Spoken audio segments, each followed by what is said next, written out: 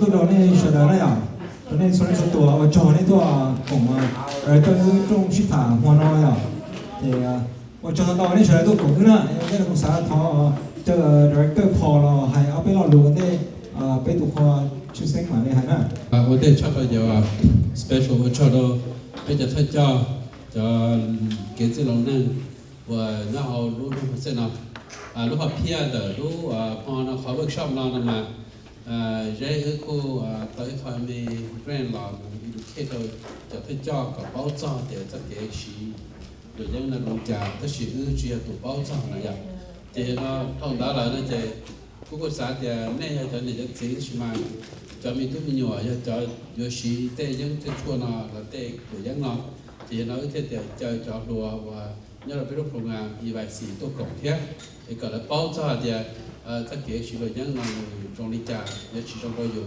thì tu thả này đầu tư long thon mà nó thả còn nó program nó giờ đến tao mình chỉ làm được lúc thì Asian Pacific Partner for Empowerment and Advocacy and Leadership này vậy thì họ nói vậy họ cho kia rồi lúc học kia chị cho kia rồi cho thức cho thì còn này bao cho này theo một kia đâu này cho nên sáng nay dễ này tết cũng tết tin này tết mình nhỏ này tết sáng nay sáng dưới cho nói cho là một ba đầu tết tết cho tết mình nhỏ cả toàn tết nóเลย小指甲上面小红不一样呢，可能เขาผมทำนี่แล้วว่าชอบเราแต่ล่องเที่ยวเนี่ยเราล่องกับ special เราแต่ล่องยาไปที่ doctor medical doctor แล้วเรารู้ต้องมาเสร็จเราถ้าตัวห้องย่อเนาะใช้ไปจำห้องเราดูรู้ต่อเมื่อสิ่งของตัวป้องได้ชนะเจช่วยจบตัวเจในนี่ doctor เราตัวแต่ชนะเลยนะครับตรงเชียร์เราแต่ล่องก็สิ่งก็เชื่อจริงๆตัวป้าไปหายห้องเลยที่จะห้องย่อnhau chế nhau lúc đồng sẽ đó đồng xia thì nó cái cho tôi cho của tôi chống cho tôi luôn sản luôn là của tôi chống nên cháu nhiều chỉ ở cho nên cháu mình tôi nhiều tôi để khai triển chẳng cái nào nên mọi chuyện cho nên tôi nhỏ lúc năng để nên thì sử dụng sửa là cho nên tôi kỹ tôi nông còn nó hay khai triển chẳng để lên sự cho đó. Lúc này rồi bây tụ guest speaker hoa nói giờ bây tụ cứ không nói giờ Dr. Long Thọ cho có là ba khó khăn bây giờ bây sinh thế cho trong châu thế cho mình đúng nhiều sự đó.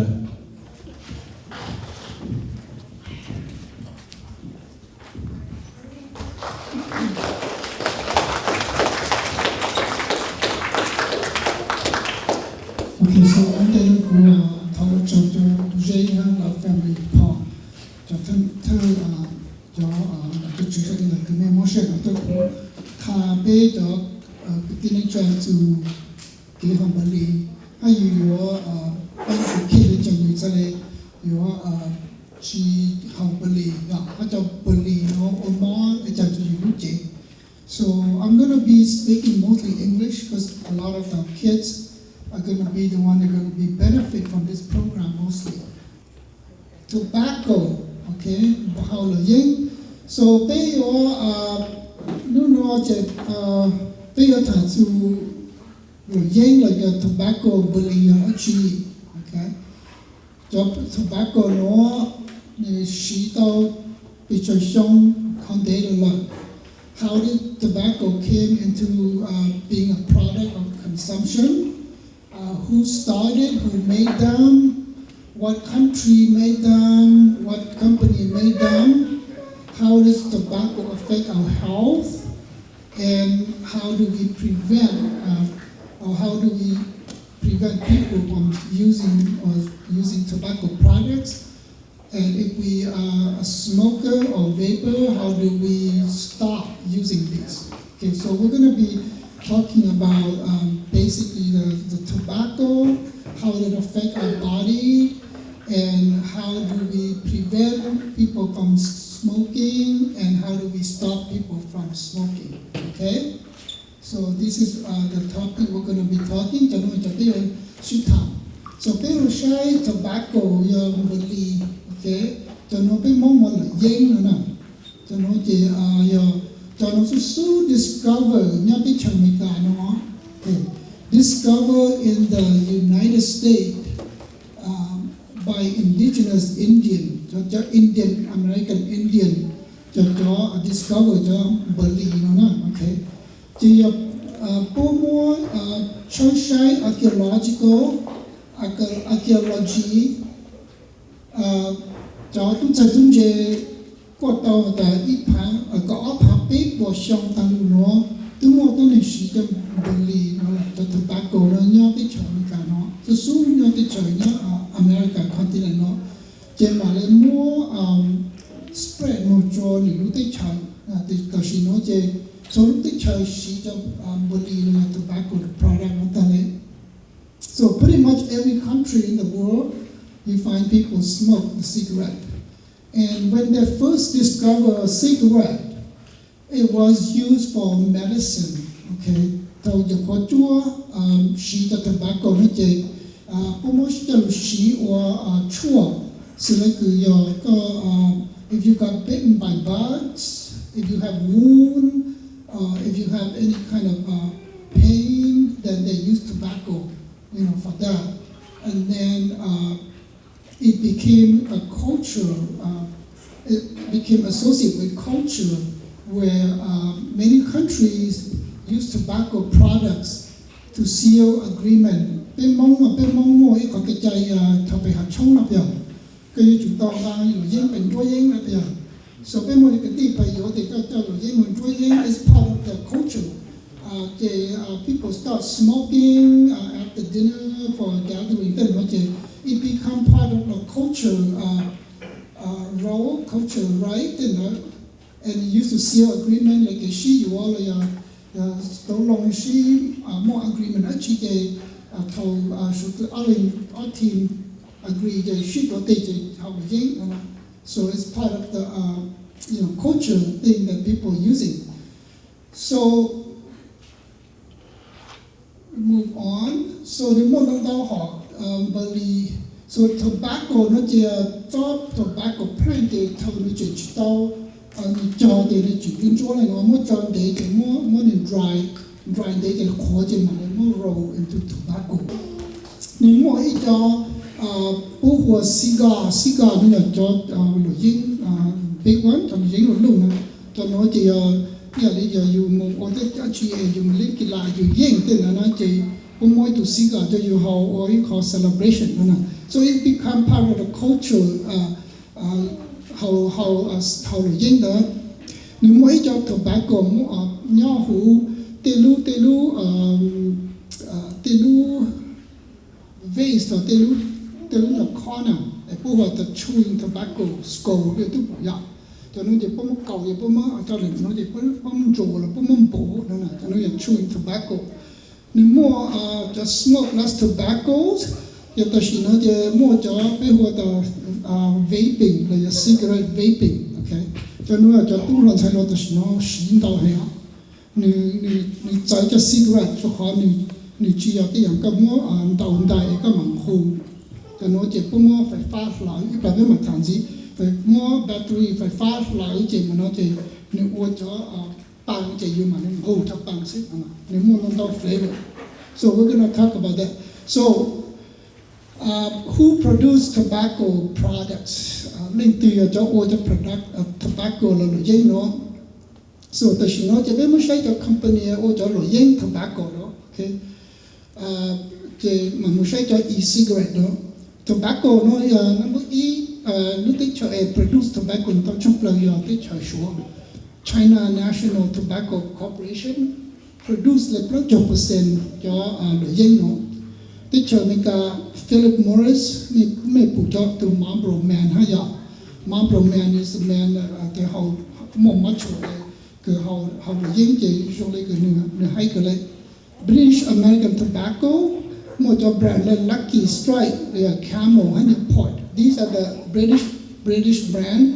And then there's also Winston and Cool brand. You see it on TV commercials sometimes. They used to be on commercial a lot when I grew up, but since then I don't see them anymore on TV commercials.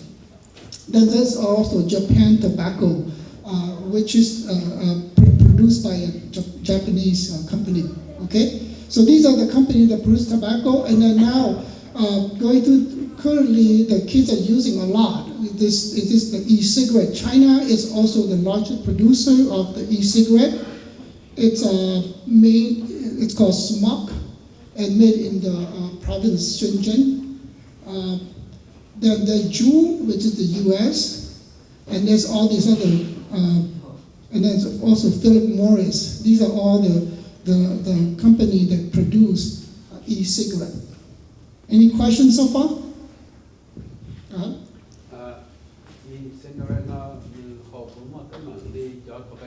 Yeah, we're going to discuss that a little bit later too. Yeah, so basically, how much money?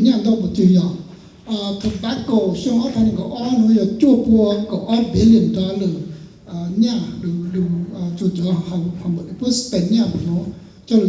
Tobacco, that's a lot of money, 912 billion. China Tobacco Corporations bring in $272 billion. So this is the biggest one that bring in the most money on the tobacco. But no be e-cigarette, as you know, is the current trend right now. The $28 billion spent on e-cigarette. Okay, so this is a lot of money involved in this cigarette. Why do people smoke? Have you ever thought about why people smoke? There is a lot of reasons. Okay, so the first reason is because of peer pressure. Like if you go to school and you see your friends smoking or vaping and they look cool and you want to be part of that, then you have to start smoking. It's called peer pressure. So your friends pressure you to use it. This is one of the biggest reasons why people get into this e-cigarette and vaping and smoking.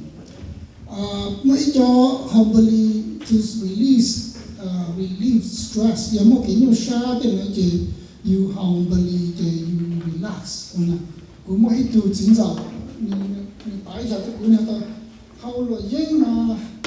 Rồi cái mà món tàng con chỗ tê tàng mà chỗ ý dạng cái chỉ tao ô là nó đi sát chỉ chữ này, giờ chúng ta không beli lý tàng mà nó dùng mà lấy sát mảng gì dùng mà lấy relax.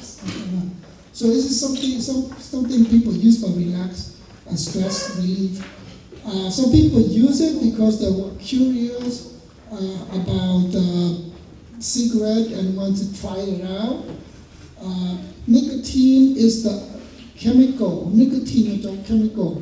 Now it's a cigarette. This is the most addicting drugs. Okay, more than a heroin, they don't know addicting like deep heroin. So you need to how to a cigarette. Don't know that they change more than nicotine. The nicotine is a chemical which you crave. How you to house you start something, okay? So the culture, family norm, the humbly you shy you tell them shit you tell it date and much opium, make a boya, the mama how ying more thing shit, your top line and with the ying of shit and bán để họ diarrhea rồi bán để mình cho số cho để ô để cho của yên rồi mà xin người lấy họ xin người có sử dụng cho để đi cho cho của yên rồi. Okay, so tobacco industry cho nói là cho company bắt tay của họ làm cho nói là cho company and work tobacco nó bố mua advertisement cố gắng cho để một lý do nó cố gắng cho để newspaper cho để social media để cũng để nó để cho tôi nên mong cho để social media rồi để share để để nó để kind of like expose cho nên cho để share. So tobacco is very, very influential marketing. Của tôi nên share có thể beli cái tôi là dân cái nó. Cô cố gắng hình mà cố gắng cho chọn ta sẽ cho chọn những người giàu, the young kids, high school, college, to try to get them to use e-cigarette and vaping. Giờ có học beli nó yêu lấy chọn cho con trẻ. So tobacco là giấy nó mua champagne, chemical. There are 7,000 chemicals in the tobacco in Jamboree nó xa phán dạng chemical nó là trâu cho chua dạng mình ô cho máu cancer cho tôi này okay the nicotine là the most addictive substance nicotine chỉ như cho drug chỉ chính nhau cho Jamboree nó thay nó là ý dạng cứ bằng bạo ấy có hồng cho luôn chịu chứ mà cho luôn chịu cho nên máu của cancer cho luôn chịu hồng tam đêm cho cancer cho luôn chịu carbon monoxide nó là ít cho băng thì nhau cho cigarette đúng không? Cho băng nó là ít cho poison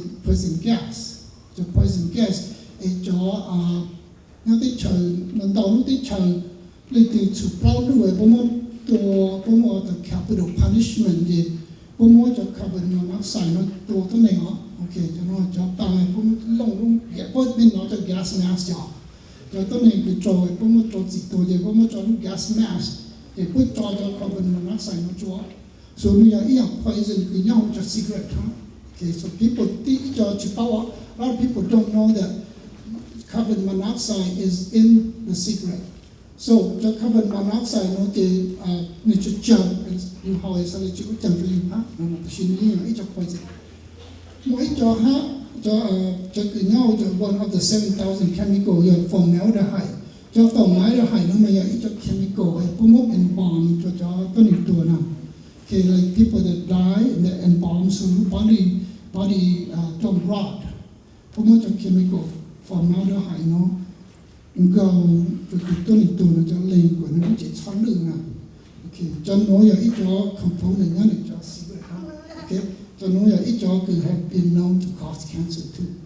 So nếu mà lần đầuอย่าง chemical ấy or to more cancer tạo cho để lấy từ hậu cho nó đếm thì sản xuất của more cancer tạo dạng và cái mảng say hydrogen cyanide và tôi dạng ha ở không nói dạng ở cho carbon monoxide ha hydrogen cyanide ở cho nó dạng ở cho poison gas okay chế cho nó cho hydrogen cyanide là ấy cho cái bông tôi này ha cho tôi này cứ chụp được bông capital punishment cho gas mask ở cho nó có hydrogen có cứ nó có bán chưa carbon monoxide mình nói từ carbon monoxide poison nó dọc cái lúc phải anh mua cho faulty cho là exhaust system nào okay you heard about that right carbon monoxide death where lúc phải cho exhaust system mình properly exhaust thì mình nhau lúc phải thì mình ngủ cho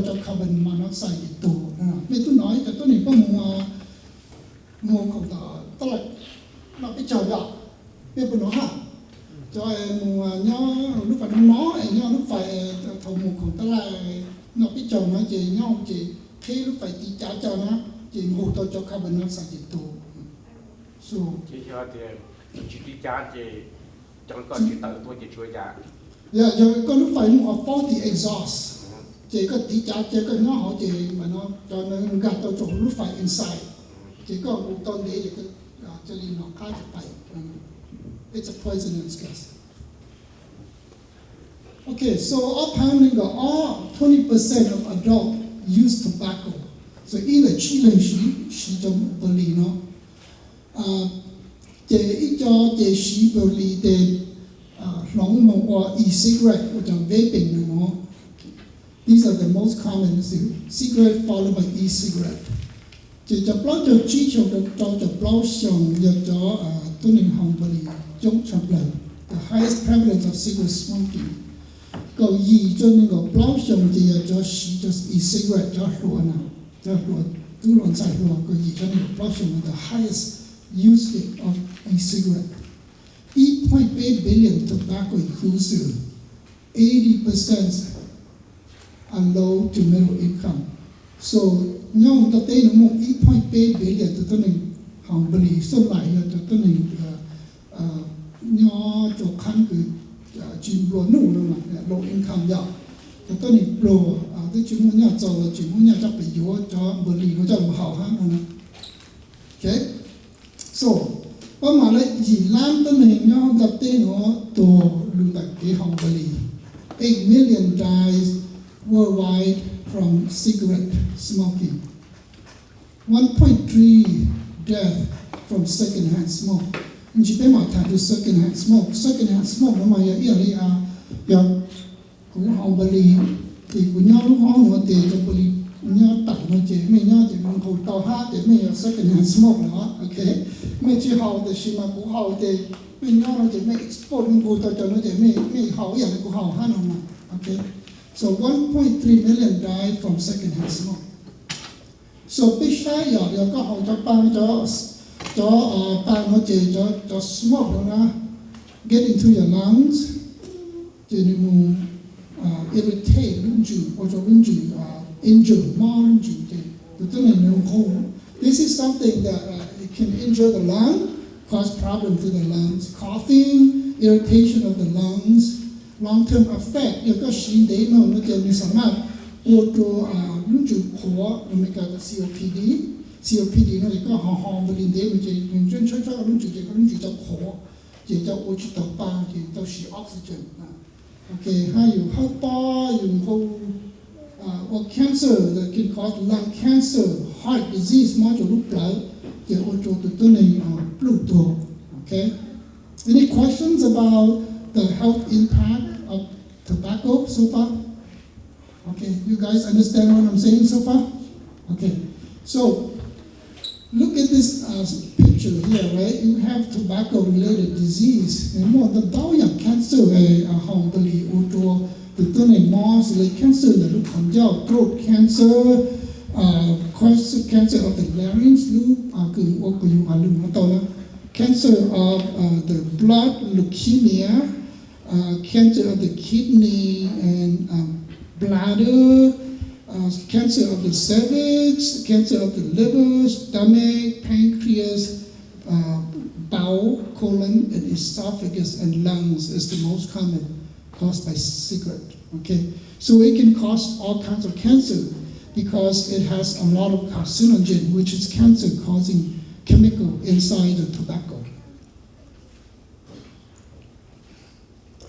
Okay, can cause a heart disease like heart attack. Tobacco can cause respiratory illness, like I said earlier, COPD, chronic obstructive lung disease, and emphysema. Okay? I'm just going to skip this slide. So, society and economic implication. So, it costs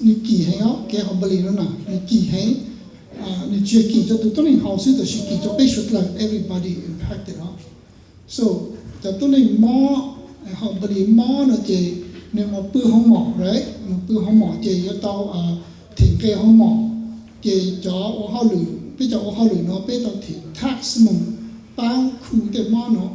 So it's expensive.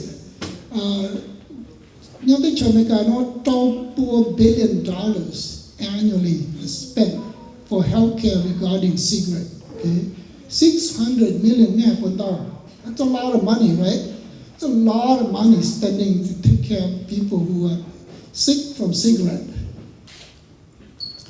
Globally, $1.8 trillion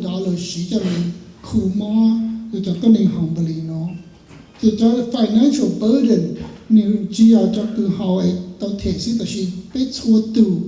affect taxpayer, non-taxpayer, more family. Everybody gets kind of involved in this. So me short bill shy okay. Boss cigarette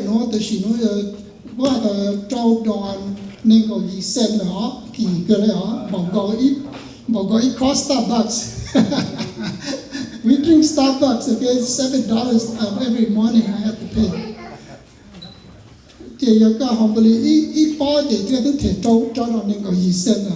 Okay, so each young to average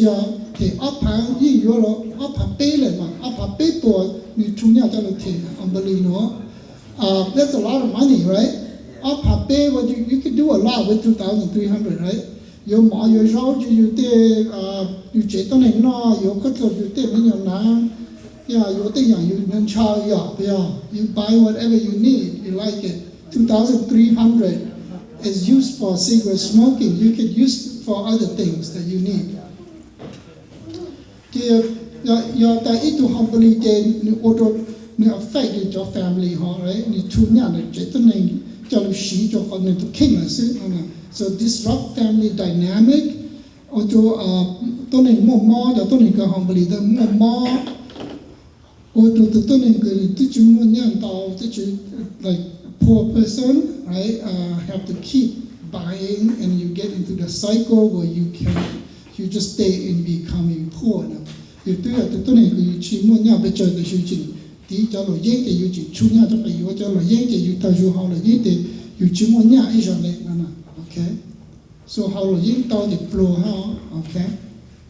So second hand smoke no ya to how cho tôi này cứ tí cái hồi ta mình cả second hand smoke nó giờ cho tôi này cứ cái có hậu tôi người giấy cả sĩ có tôi khi có chuyện vùng cho bao nó ok mình tao giờ lúc đó có hai của họ ấy mình nói nó tính mình vùng cho bao thì mình tao giờ của họ mình chỉ cho bao nó đừng gặp cho tết chỉ cho tên nó chỉ có mình nhỏ và bổ mình nhỏ để cho smoke nó tụi mình nhỏ inhale thì tụi mình nhỏ tao cho smoke nó ok.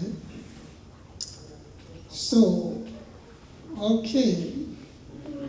So, tàu chế, giờ ít khó, có nên tàu cho second hand smoke nó, tàu chơi qua hoa lửa, giờ ít lúc có chơi hoa lửa từ giờ chỉ một cho lò cho đủ prevent của các xã hội bali, giờ sớm một giờ để mấy nó hoa lửa, giờ mấy cho chơi cho tôi nên hồng bali nó thì cho tôi nên nó expose thì this is one of the workplace. Chúng tôi chờ mấy cái nó mà vì chỉ bu của hậu tiền bali nó phát triển hoa lửa lại họ. Majority ở lên từ cái hồng bali chỉ tôi tập phải hậu tích lệ lại thành fit từ này mà hậu tăng mà ăn luôn. So these are areas that tôi nên cứ expose số tiền này cho gì million là 4 out of 10 exposed to second hand smoke. That's a lot of people. Okay. So 3.9 billion cho nhà cho lúc xí cho khu cho tôi nên mò lùi đại cái cứ nhớ dễ từ tôi nên hậu bali là was second hand smoke. Okay. Sang billion 7 billion from premature death and illness. Thì mình không thể cho tôi nên chỉ hồng bali lại mua ít từ nhau nên cho tôi nên hồng bali cho nên hậu tạo cho bạn nó chỉ sang billion nên lúc tổ ở đây dù nên chạy tổ đó mà giờ luôn là có cái second hand smoke đó.